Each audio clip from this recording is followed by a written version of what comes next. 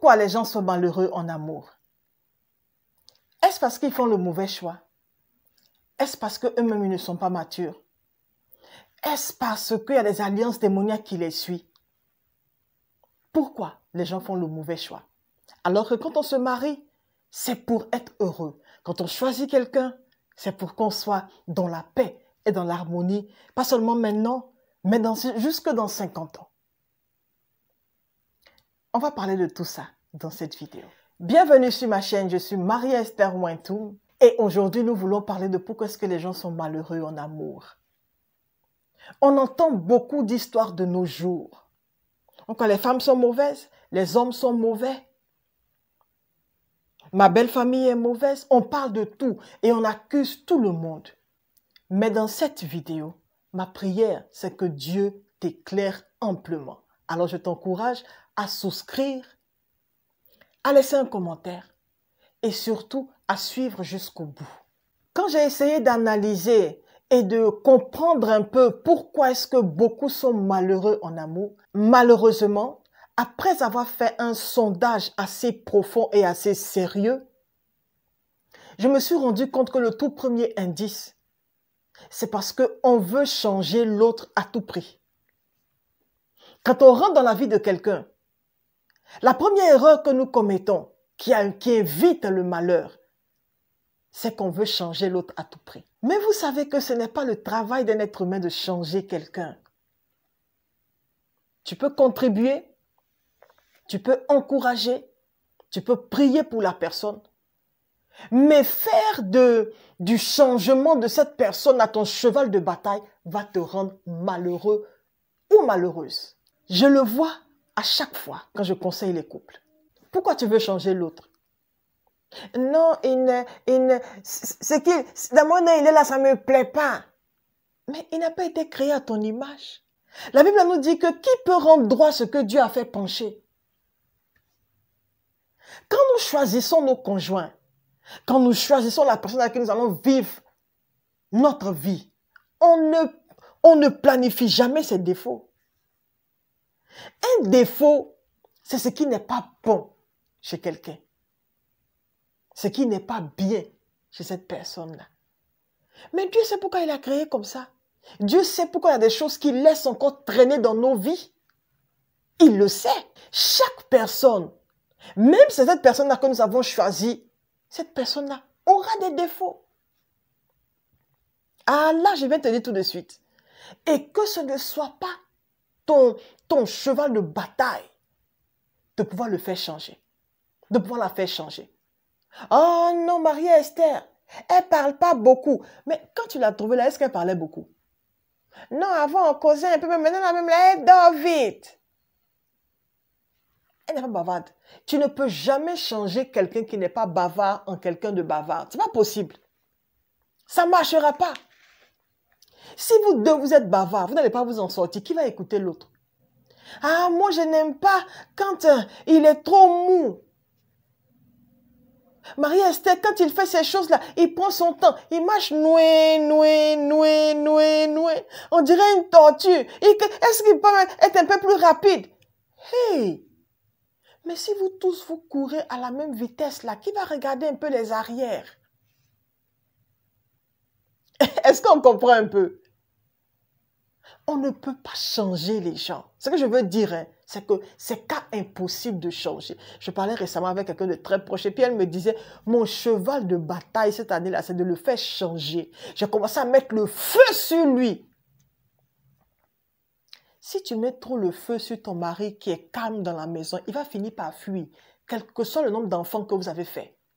Pourquoi est-ce que vous n'avez jamais vu qu'il y a des couples qui restent ensemble jusqu'après 35 ans de mariage, monsieur s'en va. Il a supporté jusqu'un matin, il s'est dit, pardon, je n'ai pas envie de mourir dans ça, je m'en vais. Une deuxième des choses que j'ai pu constater, c'est que on est malheureux en amour parce qu'on veut contrôler l'autre. J'explique. On veut contrôler ses conversations téléphoniques. On veut contrôler ses réactions.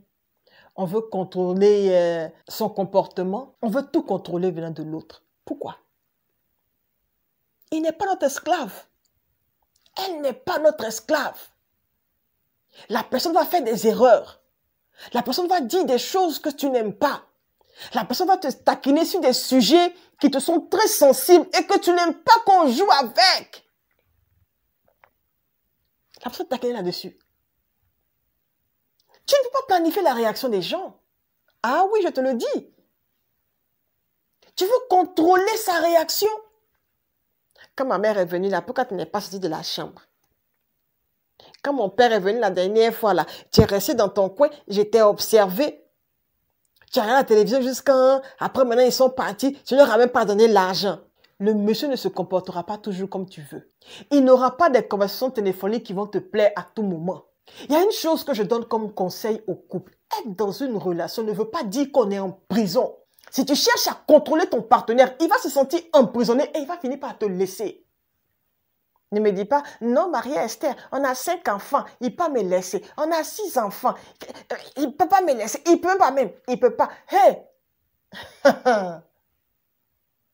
Tout peut arriver.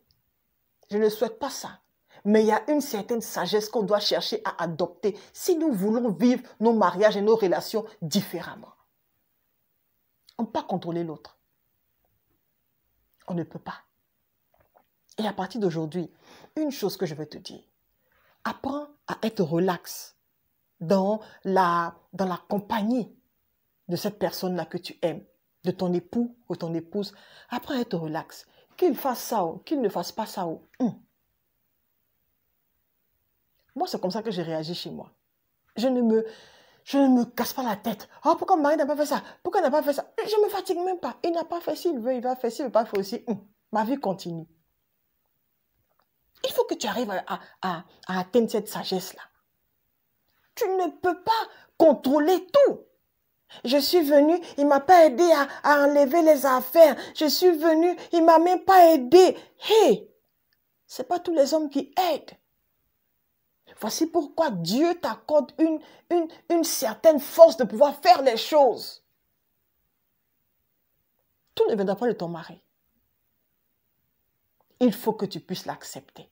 Une troisième chose, nous sommes offensés à la moindre chose qu'on n'aime pas ou qu'on ne comprend pas. Comme ce que je disais, on ne peut pas contrôler ou bien prévoir la réaction des gens. Est-ce qu'on comprend? Et parce qu'on ne comprendra pas beaucoup, il y a une chose que nous devons faire, nous devons apprendre à prier pour nos cœurs. Une fois que les choses ne se passent pas comme tu veux, remets la situation immédiatement à Dieu. En faisant quoi? Seigneur, voici ce qui se passe. Je te demande d'intervenir. Interviens. Fais quelque chose. Que ton règne arrive et que ta volonté soit faite. Au nom de Jésus. Amen. Tu as prié 5 secondes et puis c'est tout. Continue ta journée. Continue ta route.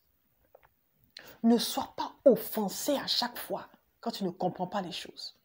Il ne t'a pas aidé à faire telle chose. Tu es offensé. Tu ne sais pas pourquoi quand il vient, il va directement dans la douche pour aller prier, au lieu de venir t'embrasser et puis rester avec toi dans le salon. Tu es offensé. Tu n'as pas choisi cet homme-là pour être offensé à la moindre chose que tu n'aimes pas ou que tu ne comprends pas. Tu ne l'as pas choisi pour être amer au bout de quelques années de mariage. Tu l'as choisi parmi tous les hommes, parmi toutes les femmes. C'est parce que tu as vu beaucoup de choses cette personne-là que tu aimes. Ne laissons pas la familiarité nous voiler les yeux au point où ce que nous allons voir seulement sur notre conjoint, c'est les défauts. C'est pas vrai. Ce ne sont pas les yeux du Saint-Esprit. Ce ne sont pas les yeux d'amour de Dieu.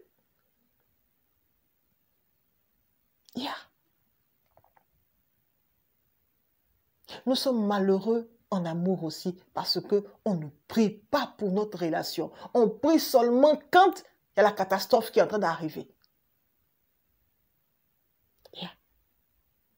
On prie seulement quand il y a la catastrophe. Tu sais de quoi je parle? Quand tu vois qu'une jeune fille, une petite libellule là autour de monsieur, quand tu vois maintenant les messages maintenant qui te font maintenant peur, maintenant tu commences à prier. Seigneur, mon mari! Mais depuis, il est là. Prie pour son cœur. Prie pour toi aussi ton cœur. Afin de pouvoir éviter le prix. Prie pour que Dieu puisse élargir ou bien ouvrir tes yeux d'amour. Parce que tu l'as aimé avant de te marier. Tu l'as aimé. C'est pourquoi tout ce qu'on t'enseignait là, tu ne comprenais rien. Ça rentrait, ça sortait. C'était trop amoureuse. Mais il est temps de pouvoir grandir. Il est temps de pouvoir chercher ce qui est bon devant Dieu. Il est temps de pouvoir dormir sans toutefois être amer. Oh oui. Parce que la vie de couple, on peut vraiment être amer.